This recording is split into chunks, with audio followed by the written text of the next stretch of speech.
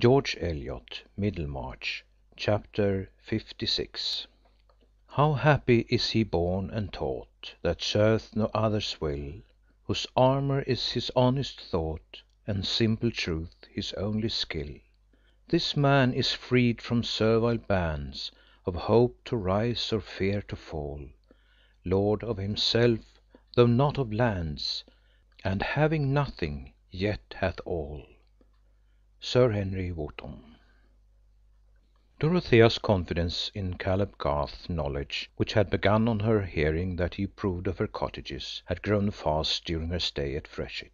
Sir James having induced her to take rides over the two estates in company with himself and Caleb, who quite returned her admiration, and told his wife that Mr. Casaubon had a head for business most uncommon in a woman. It must be remembered that by business Caleb never meant money transactions, but the skilful application of labour. "Most uncommon," repeated Caleb. "She said a thing I often used to think myself when I was a lad. Mr. Garth, I should like to feel if I lived to be old that I had improved a great piece of land and built a great many good cottages, because the work is of a healthy kind while it's being done, and after it is done men are the better for it." Those were the very words. She sees into things in that way. "But womanly, I hope," said Mrs. Garth, half suspecting that Mr. Casaubon might not hold the true principle of subordination.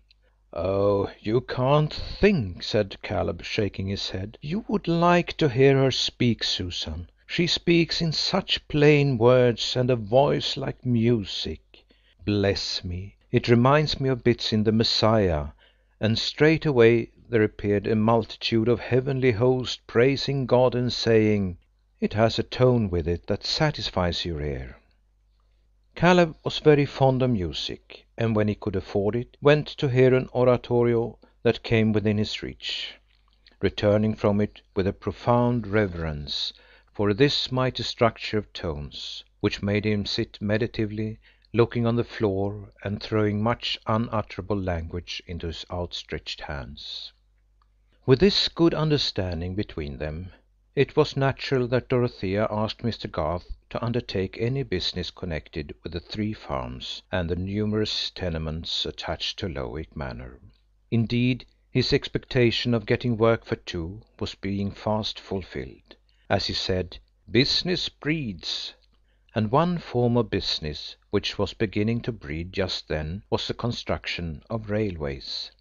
A projected line was to run through Lowick parish, where the cattle had hitherto grazed in a peace unbroken by astonishment, and thus it happened that the infant struggles of the railway system entered into the affairs of Caleb Garth, and determined the course of this history with regard to 2 persons who were dear to him.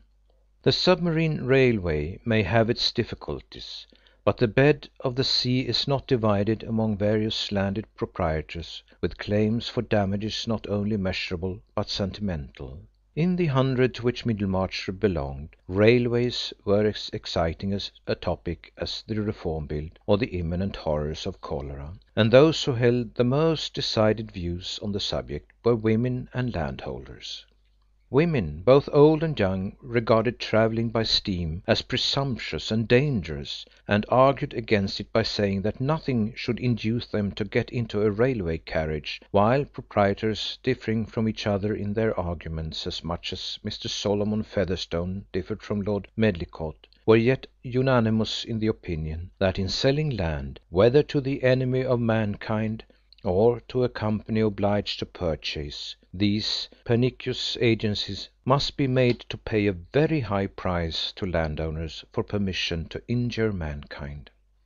But the slower wits, such as Mr. Solomon and Mr. Wall, who both occupied land of their own, took a long time to arrive at this conclusion, their minds halting at the vivid conception of what it would be to cut the big pasture in 2 and turn it into 3-cornered bits, which would be nohow, while accommodation bridges and high payments were remote and incredible.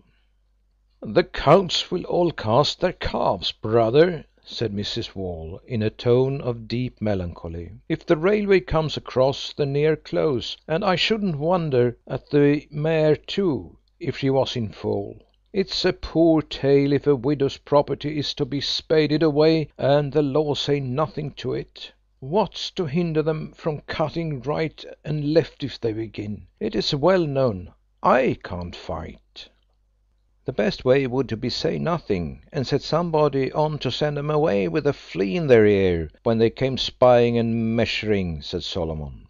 "Folks did that about brassing, by what I can understand. It's all a pretence, if the truth was known, about their being forced to take one away. Let 'em go cutting in another parish, and I don't believe in any pay to make amends for bringing a lot of ruffians to trample your crops. Where's a company's pocket?"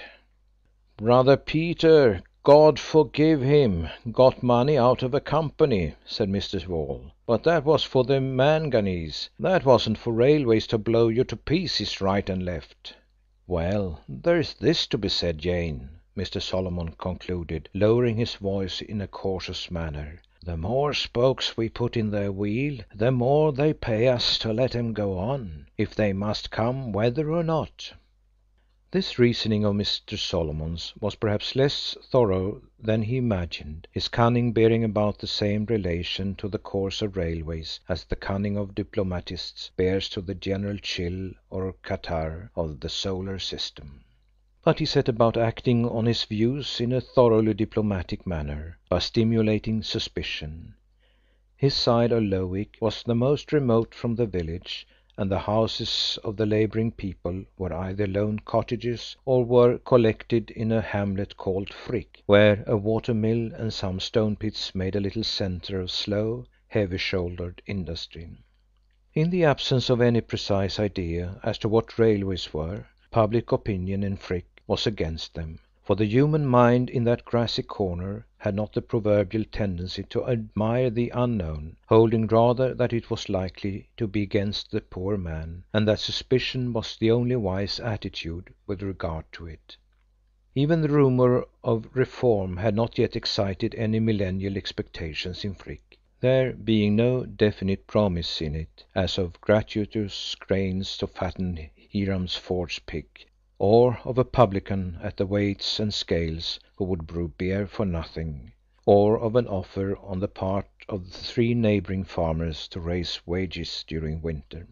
And without distinct good of this kind in its promises, reform seemed on a footing with the bragging of pedlars, which was a hint for distrust to every knowing person. The men of Frick were not ill-fed, and were less given to fanaticism than to a strong muscular suspicion, less inclined to believe that they were peculiarly cared for by Heaven, than to regard Heaven itself as rather disposed to take them in a disposition observable in the weather. Thus the mind of Frick was exactly of the sort for Mr. Solomon Featherstone to work upon, he having more plenteous ideas of the same order, with a suspicion of heaven and earth which was better fed and more entirely at leisure. Solomon was overseer of the roads at that time, and on his slow-paced cob often took his rounds by Frick to look at the workmen getting the stones there, pausing with a mysterious deliberation, which might have misled you into supposing that he had some other reason for staying than the mere want of impulse to move. After looking for a long while at any work that was going on, he would raise his eyes a little and look at the horizon. Finally he would shake his bridle, touch his horse with the whip, and get it to move slowly onward. The hour hand of a clock was quick by comparison with Mr. Solomon, who had an agreeable sense that he could afford to be slow. He was in the habit of pausing for a cautious, vaguely designing chat with every hedger or ditcher on his way, and was especially willing to listen, even to news which he had heard before, feeling himself at an advantage over all narrators in partially disbelieving them. One day, however, he got into a dialogue with Hiram Ford, a waggoner, in which he himself contributed information. He wished to know whether Hiram had seen fellows with staves and instruments spying about. They called themselves railroad people, but there was no telling what they were on. or what they meant to do. The least they pretended was that they were going to cut Lowick parish into sixes and sevens. "Why, there'll be no stirring from one place to another," said Hiram, thinking of his wagon and horses. "Not a bit," said Mr. Solomon. "And cutting up fine land such as this parish. Let 'em go into Tipton, say I. But there's no knowing what there is at the bottom of it. Traffic is what they put for'ard, but it's to do harm to the land and the poor man in the long run." "Why, they're Lunnon chaps, I reckon," said Hiram, who had a dim notion of London as a centre of hostility to the country. "Aye, to be sure, and in some parts against Brassing, by what I've heard say. The folks fell on 'em when they were spying and broke their peepholes as they carry and drove 'em away, so as they knew better than come again." "It were good fun, I'll be bound," said Hiram, whose fun was much restricted by circumstances. "Well, I wouldn't meddle with them myself," said Solomon, "but some say this country's seen its best days, and the sign is as it's being overrun with these fellows trampling right and left, and wanting to cut it up into railways, and all for the big traffic to swallow up the little, so as there shan't be a team left on the land, nor a whip to crack." "I'll crack my whip about their earn afore they bring it into that, though," said Hiram, while Mr. Solomon, shaking his bridle, moved onward.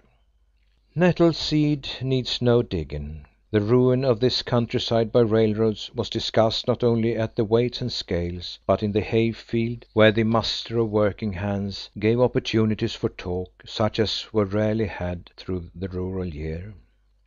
One morning, not long after that interview between Mr. Fairbrother and Mary Garth, in which she confessed to him her feeling for Fred Vincy, it happened that her father had some business which took him to Jodrell's farm in the direction of Frith. It was to measure and value an outlying piece of land belonging to Lowick Manor, which Caleb expected to dispose of advantageously for Dorothea. It must be confessed that his bias was towards getting the best possible terms from railroad companies. He put up his gig at Jodrell's, and in walking with his assistant and measuring chain to the scene of his work, he encountered the party of the company's agents, who were adjusting their spirit level. After a little chat he left them, observing that by and by they would reach him again where he was going to measure. It was one of those grey mornings after light rains, which become delicious about 12 o'clock, when the clouds part a little, and the scent of the earth is sweet along the lanes and by the hedgerows. The scent would have been sweeter to Fred Vincy, who was coming along the lanes on horseback, if his mind had not been worried by unsuccessful efforts to imagine what he was to do, with his father on one side expecting him straightway to enter the church, with Mary on the other threatening to forsake him if he did enter it, and with the working day world showing no eager need whatever of a young gentleman without capital and generally unskilled. It was the harder to Fred's disposition, because his father, satisfied that he was no longer rebellious, was in good humour with him, and had sent him on this pleasant ride to see after some greyhounds. Even when he had fixed on what he should do, there would be the task of telling his father. But it must be admitted that the fixing, which had to come first, was the more difficult task. What secular avocation on earth was there for a young man, whose friends could not get him an appointment, which was at once gentlemanly, lucrative, and to be followed without special knowledge? Riding along the lanes by Frick in this mood, and slackening his pace while he reflected whether he should venture to go round by Lowick Parsonage to call on Mary, he could see over the hedges from one field to another. Suddenly a noise roused his attention, and on the far side of a field on his left hand he could see 6 or 7 men in smock frocks, with hay forks in their hands, making an offensive approach towards the 4 railway agents who were facing them, while Caleb Garth and his assistant were hastening across the field to join the threatened group.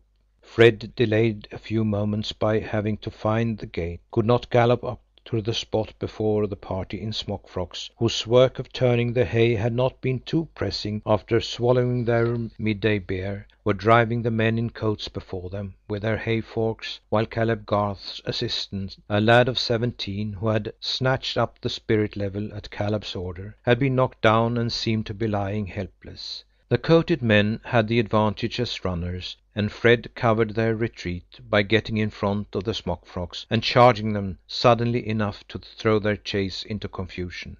"What do you confound fools mean?" shouted Fred, pursuing the divided group in a zigzag, and cutting right and left with his whip. "I'll swear to every one of you before the magistrate. You've knocked the lad down and killed him for what I know. You'll every one of you be hanged at the next assizes, if you don't mind," said Fred, who afterwards laughed heartily as he remembered his own phrases.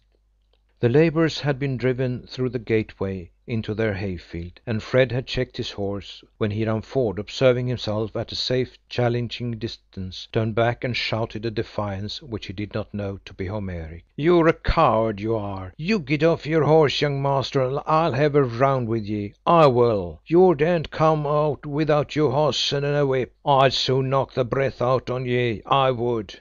"Wait a minute, and I'll come back presently and have a round with you all in turn if you like," said Fred, who felt confidence in his power of boxing with his dearly beloved brethren. But just now he wanted to hasten back to Caleb and the prostrate youth. The lad's ankle was strained, and he was in much pain from it, but he was no further hurt, and Fred placed him on the horse that he might ride to Jodrell's and be taken care of there. "Let them put the horse in the stable, and tell the surveyors that they can come back for their traps," said Fred. "The ground is clear now." "No, no," said Caleb. "Here's a breakage. They'll have to give up for today, and it will be as well. Here, take the things before you on the horse, Tom. They'll see you coming, and they'll turn back." "I'm glad I happened to be here at the right moment, Mr. Garth," said Fred as Tom rode away, not knowing what might have happened if the cavalry had not come up in time. "Aye, aye, it was lucky," said Caleb, speaking rather absently, and looking towards the spot where he had been at work at the moment of interruption. "But deuce take it, this is what comes of men being fools. I'm hindered of my day's work. I can't get along without somebody to help me with a measuring chain." However, he was beginning to move towards the spot with a look of vexation, as if he had forgotten Fred's presence, but suddenly he turned round and said quickly, "What have you got to do today, young fellow?" "Nothing, Mr. Garth. I'll help you with pleasure. Can I?" said Fred, with the sense that he should be courting Mary when he was helping her father. "Well, you mustn't mind stopping and getting hot." "I don't mind anything, only I want to go first and have a round with that hulky fellow who turned to challenge me. It would be a good lesson for him. I shall not be 5 minutes." "Nonsense," said Caleb, with his most peremptory intonation. "I shall go and speak to the men myself. It's all ignorance. Somebody has been telling them lies. The poor fools don't know any better." "I shall go with you then," said Fred. "No, no, stay where you are. I don't want your young blood. I can take care of myself." Caleb was a powerful man, and knew little of any fear except the fear of hurting others and the fear of having to speechify. But he felt it his duty at this moment to try and give a little harangue. There was a striking mixture in him, which came from his having always been a hard-working man himself, of rigorous notions about workmen and practical indulgence towards them. To do a good day's work, and to do it well, he held to be part of their welfare, as it was the chief part of his own happiness, but he had a strong sense of fellowship with them. When he advanced toward the labourers, they had not gone to work again, but were standing in that form of rural grouping which consists in each turning a shoulder towards the other, at a distance of 2 or 3 yards. They looked rather sulkily at Caleb, who walked quickly, with one hand in his pocket and the other thrust between the buttons of his waistcoat, and had his everyday mild air when he paused among them. "Why, my lads, how's this?" he began, taking as usual to brief phrases, which seemed pregnant to himself, because he had many thoughts lying under them, like the abundant roots of a plant that just manages to peep above the water. "How came you to make such a mistake as this? Somebody has been telling you lies. You thought those men up there wanted to do mischief." "Oh, was the answer, dropped at intervals by each according to his degree of unreadiness.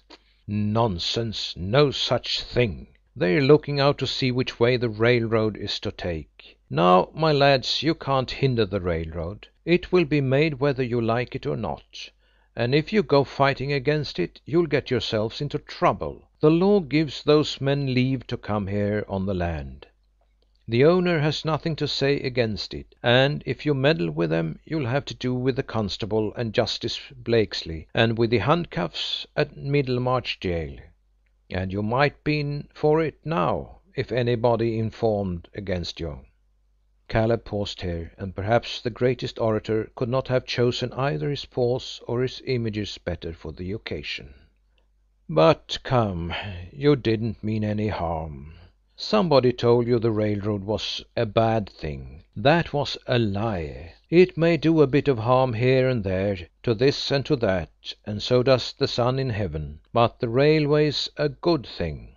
"Ah, good for the big folks to make money out on," said old Timothy Cooper, who had stayed behind turning his hay while the others had been gone on their spree. "I''n see lots of things turn up sin' I were a young un. The war and the peace and the canals and the old King George and the Regent and the new King George and the new one who has got a new name.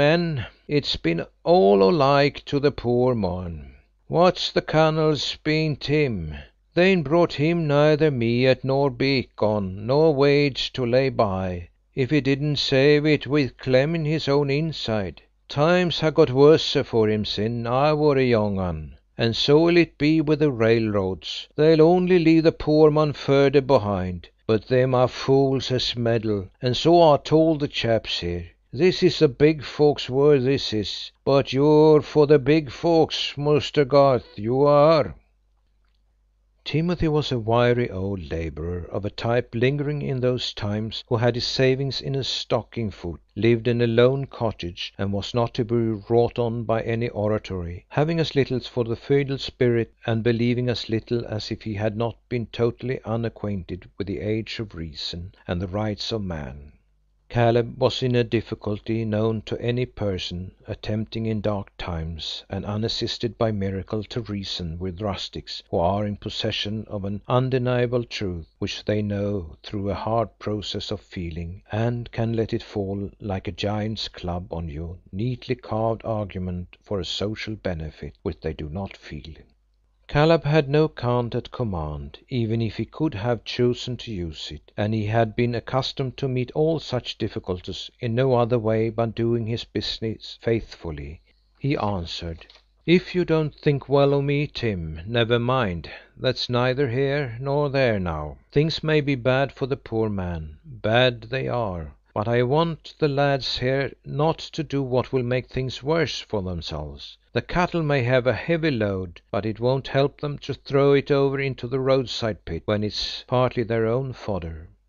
"We were only for a bit of fun," said Hiram, who was beginning to see consequences. "That's war all we were arter." "Well, promise me not to meddle again, and I'll see that nobody informs against you." "I never meddle, and I no call to promise," said Timothy.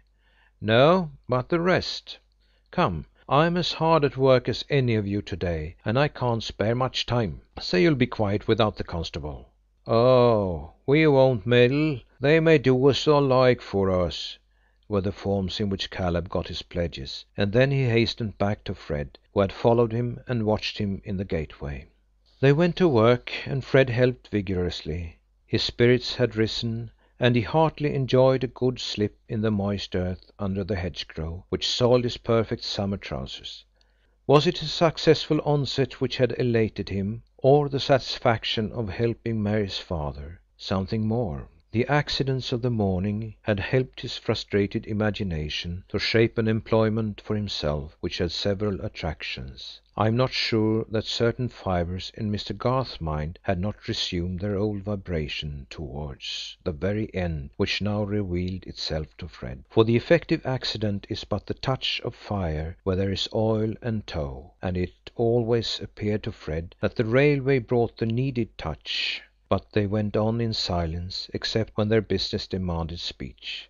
At last, when they had finished and were walking away, Mr. Garth said, "A young fellow needn't be a B.A. to do this sort of work, eh, Fred?" "I wish I had taken to it before I had thought of being a B.A.," said Fred. He paused a moment and then added more hesitatingly, "Do you think I'm too old to learn your business, Mr. Garth?" "My business is of many sorts, my boy," said Mr. Garth, smiling. "A good deal of what I know can only come from experience. You can't learn it off as you learn things out of a book. But you are young enough to lay a foundation yet." Caleb pronounced the last sentence emphatically, but paused in some uncertainty. He had been under the impression lately that Fred had made up his mind to enter the church. "You do think I could do some good at it if I were to try?" said Fred more eagerly. "That depends," said Caleb, turning his head on one side and lowering his voice, with the air of a man who felt himself to be saying something deeply religious. "You must be sure of two things. You must love your work and not be always looking over the edge of it, wanting your play to begin. And the other is, you must not be ashamed of your work, and think it would be more honourable to you to be doing something else. You must have a pride in your own work and in learning to do it well, and not be always saying, 'There's this and there's that. If I had this or that to do, I might make something of it.' No matter what a man is, I wouldn't give twopence for him," here Caleb's mouth looked bitter and he snapped his fingers, "whether he was the Prime Minister or the Rick Thatcher, if he didn't do well what he undertook to do." "I can never feel that I should do that in being a clergyman," said Fred, meaning to take a step in argument. "Then let it alone, my boy," said Caleb abruptly, "else you'll never be easy, or if you are easy, you'll be a poor stick." "That is very nearly what Mary thinks about it," said Fred, colouring. "I think you must know what I feel for Mary, Mr. Garth. I hope it does not displease you that I have always loved her better than any one else, and that I shall never love any one as I love her." The expression of Caleb's face was visibly softening while Fred spoke, but he swung his head with a solemn slowness and said, "That makes things more serious, Fred, if you want to take Mary's happiness into your keeping." "I know that, Mr. Garth," said Fred eagerly, "and I would do anything for her. She says she will never have me if I go into the church, and I shall be the most miserable devil in the world if I lose all hope of Mary. Really, if I could get some other profession, business, anything that I'm at all fit for, I would work hard. I would deserve your good opinion. I should like to have to do with outdoor things. I know a good deal about land and cattle already. I used to believe, you know, though you will think me rather foolish for it, that I should have land of my own. I'm sure knowledge of that sort would come easily to me, especially if I could be under you in any way." "Softly, my boy," said Caleb, having the image of Susan before his eyes. "What have you said to your father about all this?" "Nothing yet, but I must tell him.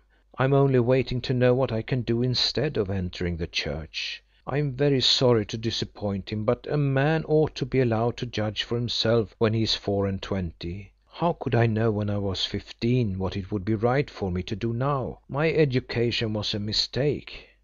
"But hearken to this, Fred," said Caleb. "Are you sure Mary is fond of you, or would ever have you?"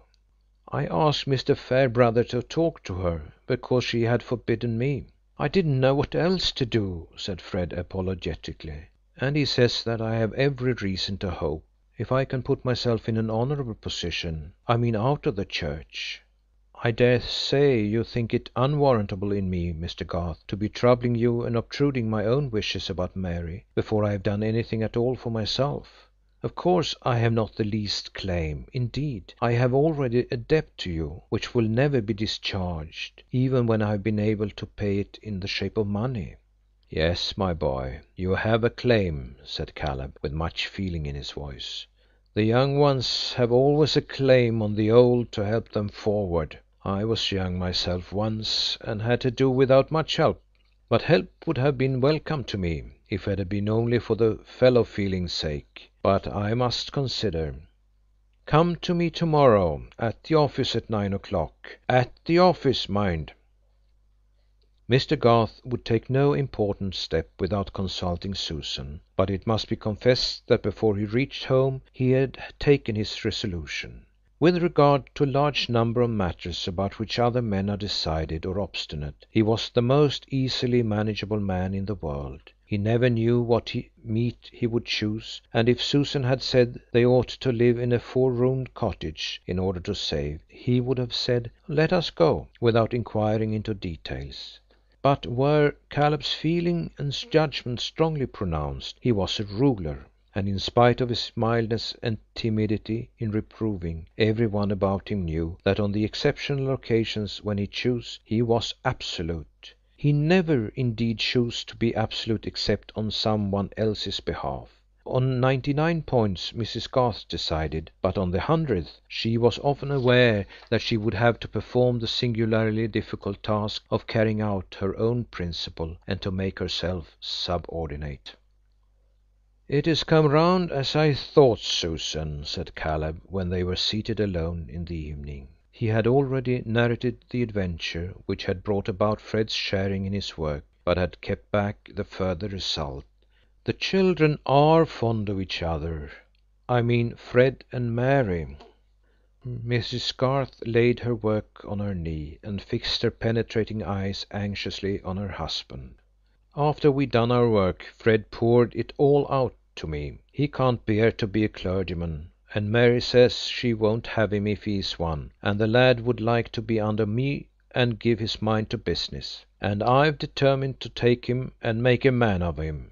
"Caleb," said Mrs. Garth in a deep contralto, expressive of resigned astonishment. "It's a fine thing to do," said Mr. Garth, settling himself firmly against the back of his chair and grasping the elbows. "I shall have trouble with him, but I think I shall carry it through. The lad loves Mary, and a true love for a good woman is a great thing, Susan. It shapes many a rough fellow."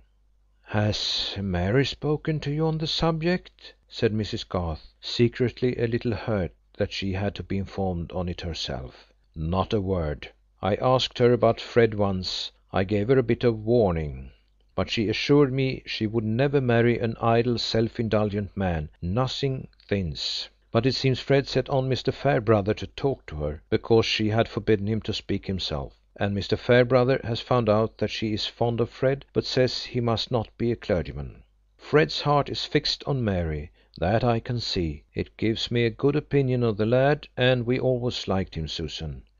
"It's a pity for Mary, I think," said Mrs. Garth. "Why a pity?" "Because, Caleb, she might have had a man who is worth 20 Fred Vincies." "Ah?" said Caleb with surprise. "I firmly believe that Mr. Fairbrother is attached to her and meant to make her an offer. But of course now that Fred has used him as envoy there is an end to that better prospect." There was a severe precision in Mrs. Garth's utterance. She was vexed and disappointed, but she was bent on abstaining from useless words. Caleb was silent a few moments under a conflict of feelings. He looked at the floor and moved his head and hands in accompaniment into some inward argumentation.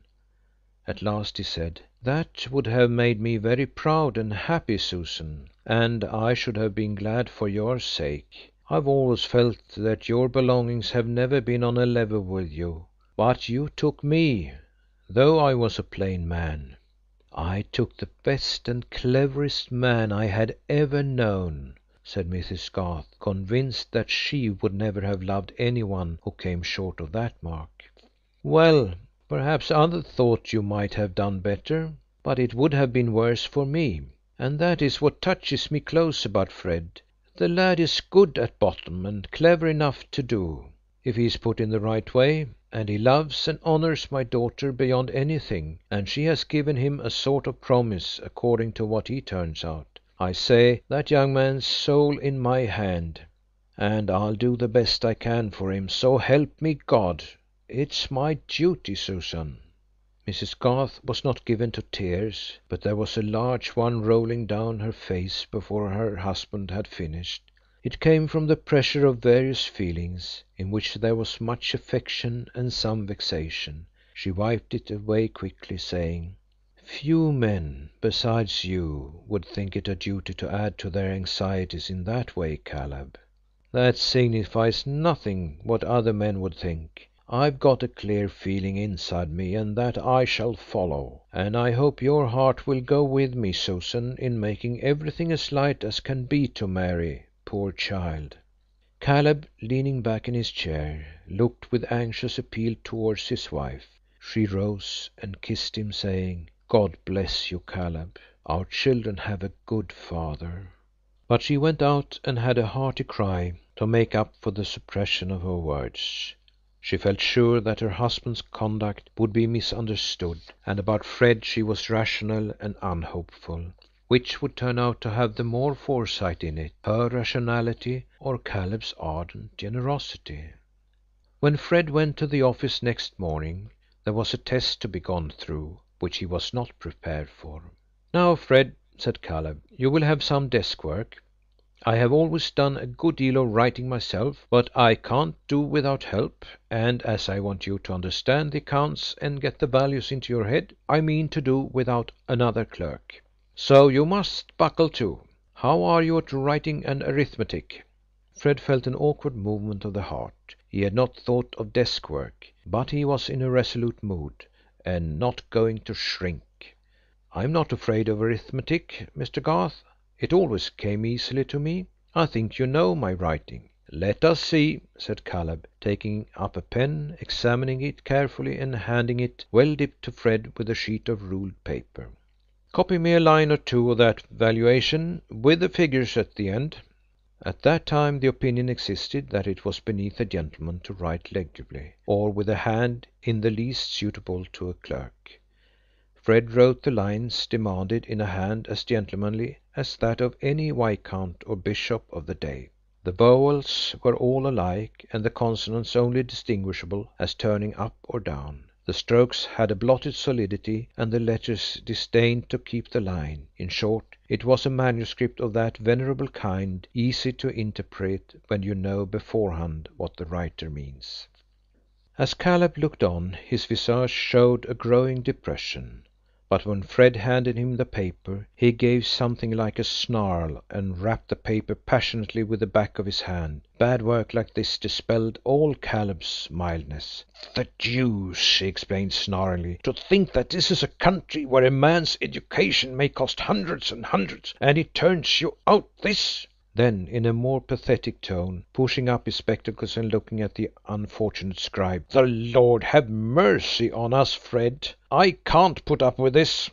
"What can I do, Mr. Garth?" said Fred, whose spirits had sunk very low, not only at the estimate of his handwriting, but at the vision of himself as liable to be ranked with office clerks.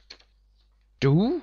Why, you must learn to form your letters and keep the line. What's the use of writing at all if nobody can understand it?" asked Caleb energetically, quite preoccupied with the bad quality of the work. "Is there so little business in the world that you must be sending puzzles over the country? But that's the way people are brought up.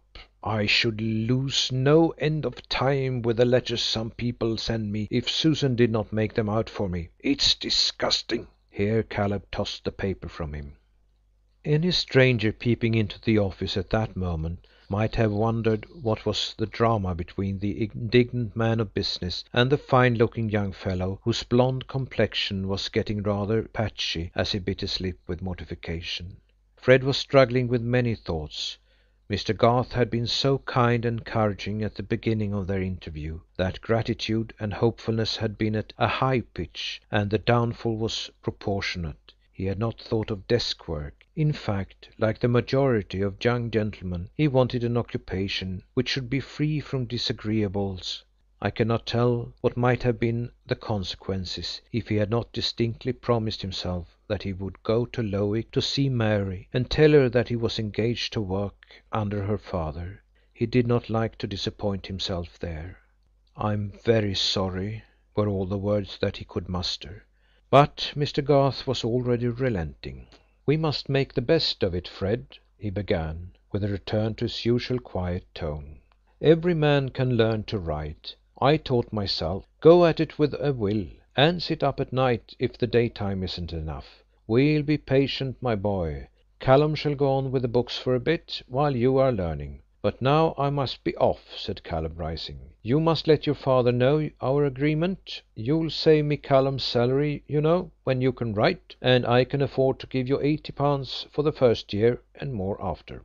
When Fred made the necessary disclosure to his parents, the relative effect on the two was a surprise which entered very deeply into his memory. He went straight from Mr. Garth's office to the warehouse, rightly feeling that the most respectful way in which he could behave to his father was to make the painful communication as gravely and formally as possible. Moreover, the decision would be more certainly understood to be final if the interview took place in his father's gravest hours, which were always those spent in his private room at the warehouse. Fred entered on the subject directly, and declared briefly what he had done and was resolved to do, expressing at the end his regret that he should be the cause of disappointment to his father, and taking the blame on his own deficiencies. The regret was genuine, and inspired Fred with strong, simple words. Mr. Vincy listened in profound surprise, without uttering even an exclamation, a silence which in his impatient temperament was a sign of unusual emotion. He had not been in good spirits about trade that morning, and the slight bitterness in his lips grew intense as he listened. When Fred had ended, there was a pause of nearly a minute, during which Mr. Vincy replaced a book in his desk and turned the key emphatically. Then he looked at his son steadily and said, "So you've made up your mind at last, sir?" "Yes, father." "Very well. Stick to it. I have no more to say. You've thrown away your education, and gone down a step in life, when I had given you the means of rising. That's all." "I'm very sorry that we differ, father. I think I can be quite as much of a gentleman at the work I've undertaken as if I had been a curate. But I am grateful to you for wishing me to do the best for me." "Very well. I have no more to say. I wash my hands of you. I only hope, when you have a son of your own, he will make a better return for the pains you spend on him." This was very cutting to Fred. His father was using that unfair advantage possessed by us all when we are in a pathetic situation and see our own past as if it were simply part of the pathos. In reality, Mr. Vincey's wishes about his son had had a great deal of pride, inconsiderateness, and egoistic folly in them. But still the disappointed father held a strong lever, and Fred felt as if he were being banished with a malediction. "I hope you will not object to my remaining at home, sir," he said, after rising to go. "I shall have a sufficient salary to pay for my board, as of course I should wish to do." "Board be hanged!" said Mr. Vincy, recovering himself in his disgust at the notion that Fred's keep would be missed at his table. "Of course your mother will want you to stay, but I shall keep no horse for you, you understand, and you will pay your own tailor. You will do with a suit or two less, I fancy, when you have to pay for them." Fred lingered. There was still something to be said. At last it came. "I hope you will shake hands with me, father, and forgive me the vexation I have caused you." Mr. Vincy from his chair threw a quick glance upward at his son, who advanced near to him, and then gave his hand, saying hurriedly, "Yes, yes, let us say no more." Fred went through much more narrative and explanation with his mother, but she was inconsolable, having before her eyes what perhaps her husband had never thought of, the certainty that Fred would marry Mary Garth, that her life would henceforth be spoiled by a perpetual infusion of Garths and their ways, and that her darling boy, with his beautiful face and stylish air, beyond anybody else's son in Middlemarch, would be sure to get like that family in plainness of appearance and carelessness about his clothes. To her it seemed that there was a Garth conspiracy to get possession of the desirable Fred, but she dared not enlarge on this opinion, because a slight hint of it had made him fly out at her as he had never done before. Her temper was too sweet for her to show any anger, but she felt that her happiness had received a bruise, and for several days merely to look at Fred made her cry a little, as if he were the subject of some baleful prophecy. Perhaps she was the slower to recover her usual cheerfulness because Fred had warned her that she must not reopen the sore question with his father, who had accepted his decision and forgiven him. If her husband had been vehement against Fred, she would have been urged into defence of her darling. It was the end of the fourth day when Mr. Vincey said to her: "Come, Lucy, my dear, don't be so downhearted. You always have spoiled the boy, and you must go on spoiling him." "Nothing ever did cut me so before, Vincey," said the wife, her fair throat and chin beginning to tremble again. "Only his illness." "Pooh, pooh, never mind. We must expect to have trouble with our children. Don't make it worse by letting me see you out of spirits." "Well, I won't," said Mrs. Vincey, roused by his appeal and adjusting herself with a little shake as of a bird which lays down in a ruffled plumage. "It won't do to begin making a fuss about one," said Mr. Vincey, wishing to combine a little grumbling with domestic cheerfulness. "There's Rosamond as well as Fred. Yes, poor thing. I'm sure I felt for her being disappointed of her baby, but she got over it nicely." "Baby, pooh! I can see Lydgate is making a mess of his practice, and getting into debt too, by what I hear. I shall have Rosamond coming to me with a pretty tale one of these days. But they'll get no money from me, I know. Let his family help him. I never did like that marriage. But it's no use talking. Ring the bell for lemons, and don't look dull any more, Lucy. I'll drive you and Louisa to Riverston tomorrow."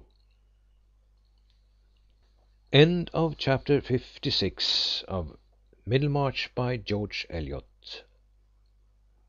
Read by Lars Rolander.